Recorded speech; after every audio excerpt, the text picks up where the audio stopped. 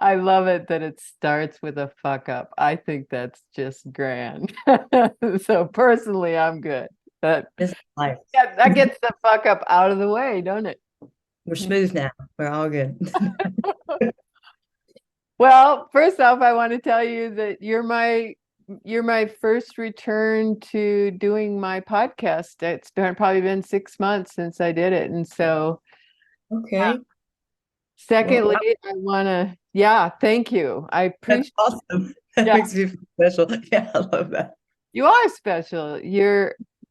You have influenced me in so many ways. And I thought I'd start with a couple ways specifically that what got my what just what's been I've been taking your influence is the wording we use in our household. And you can't make me take your influence. My sister tried. She went, "Oh, I'm gonna take my fucking influence," and I was like, "Doesn't work that way. Shut up," you know. So, um, I think it started when you were talking about breathing into the belly as a way to relax the whole pelvic floor. Holy shit! What a phenomenal tip.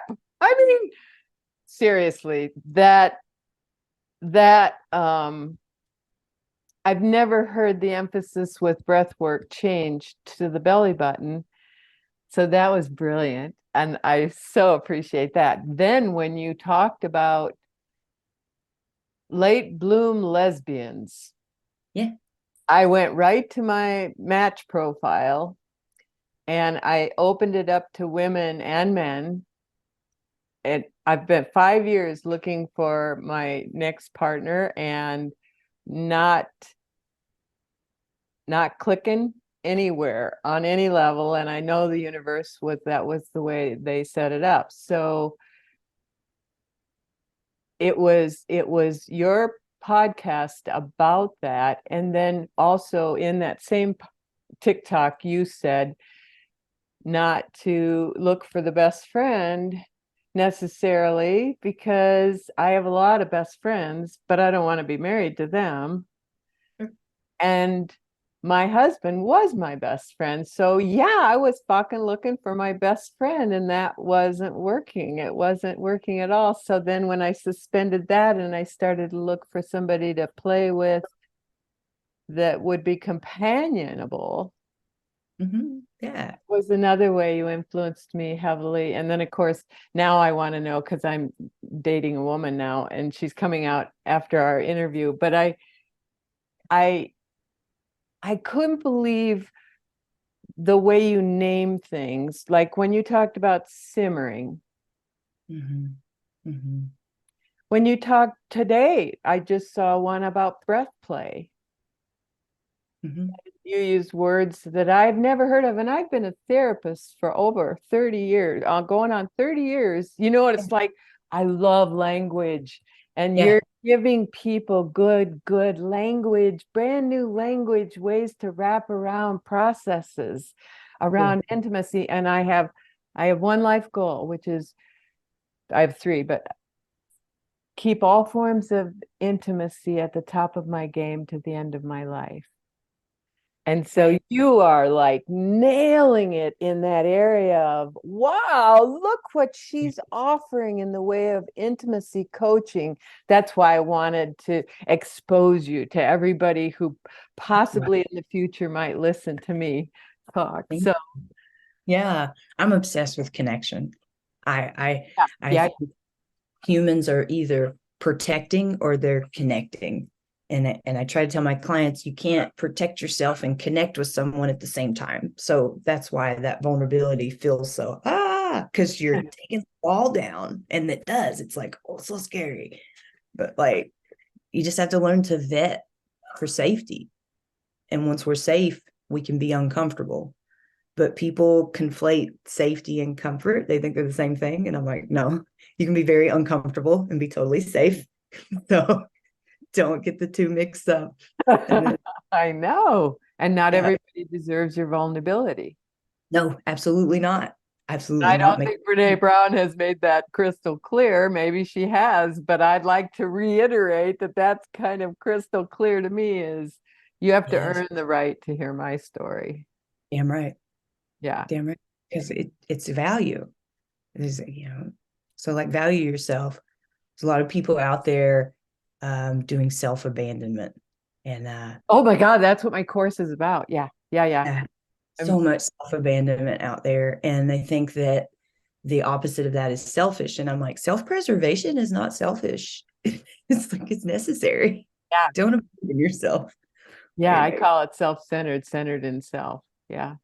you should be centered in yourself. You should be the center of your universe. And, like, Yeah. So absolutely.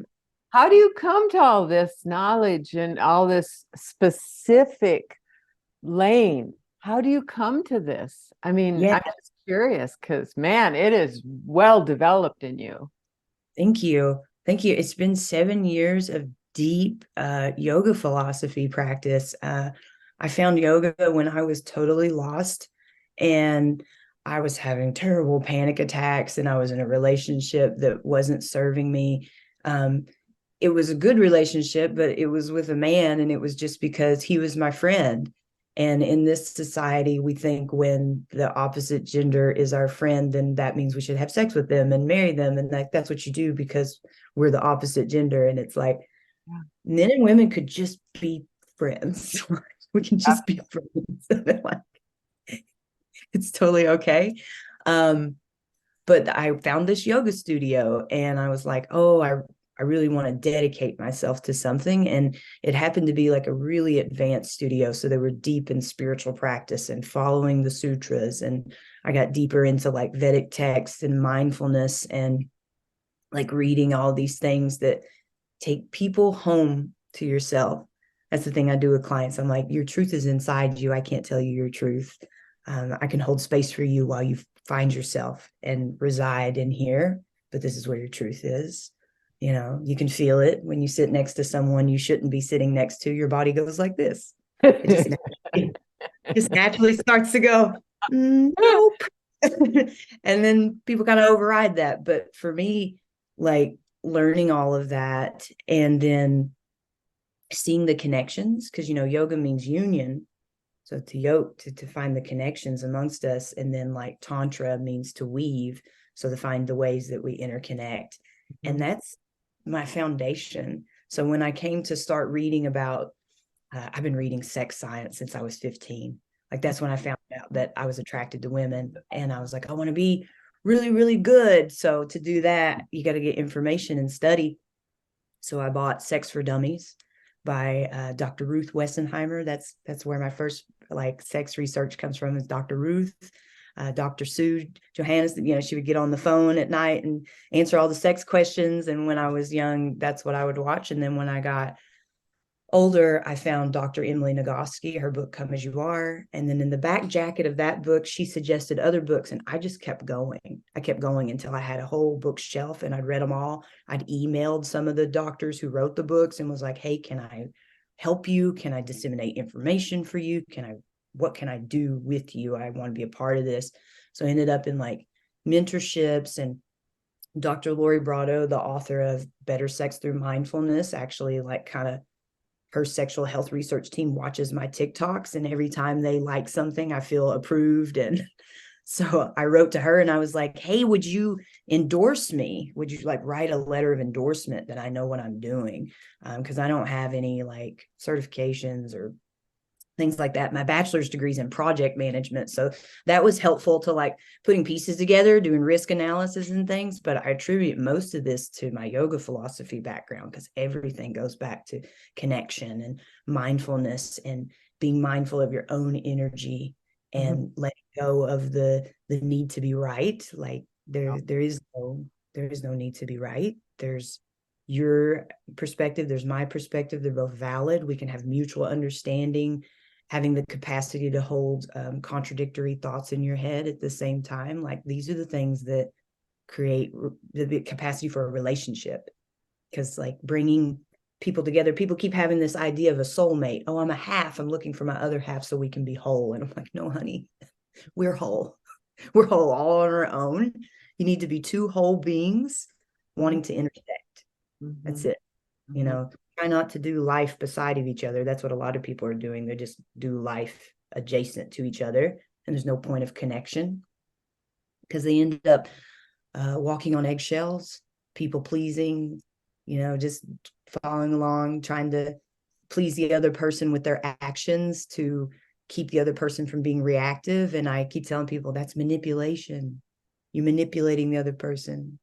If you're walking on eggshells, that's a form of manipulation. You're people pleasing, that's lying by omission. There's no authenticity. That's why you feel alone when you sit next to them, because there's no vulnerability, there's no truth. You both know you're lying to each other. I'm So going to you, stop you for a second because I'll probably edit this part out. But there, sometimes when you're gesturing, there's Mhm. something that comes up that's like got nine dots on it or something. Yeah, all your background being blurred. That's what Yeah, it is. Okay. Um, maybe can you unblur the background? I sure can. Let's see. I know my guide. Oh, that's what I'm seeing. It's the poster. It's my son's room. So Okay. That's everything back that's there. what was bleeding through when you were gesturing. It was coming Yeah, through as the little dot, those round circles. Okay. you got you. I think you're good. Let's just use this, okay? Do you mind? Because No my problem. my guide from Amsterdam, she used to have the brain, the brain and all the and it always kind of did something with her outline. So anyway, Yeah, thank you. Okay. no problem. Sorry, so I had to interrupt you.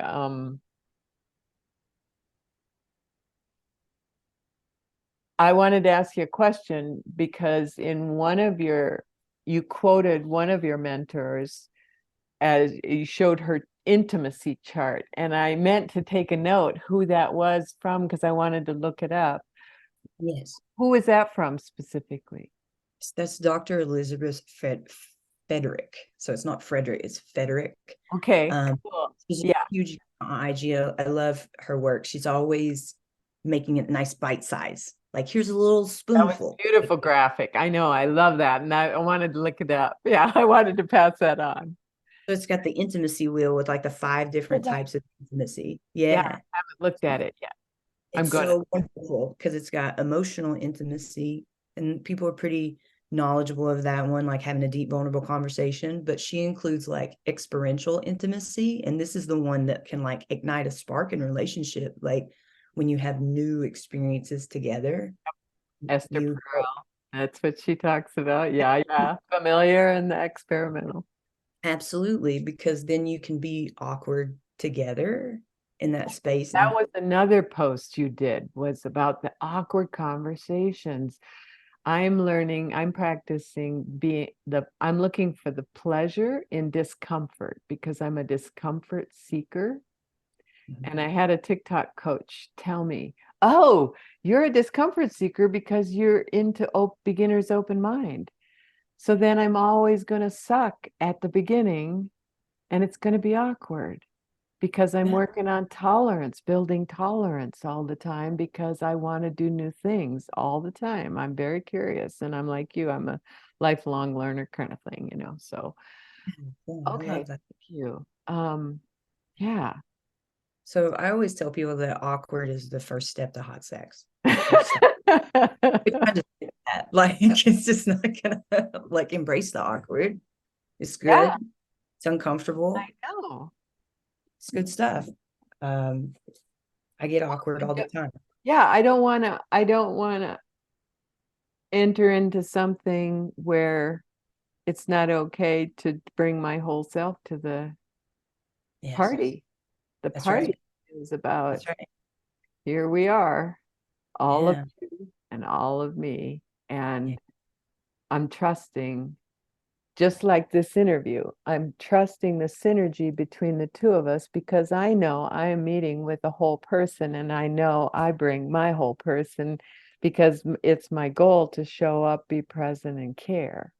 Yeah. That's my goal. Yeah, yeah. Yeah. This That's my like goal.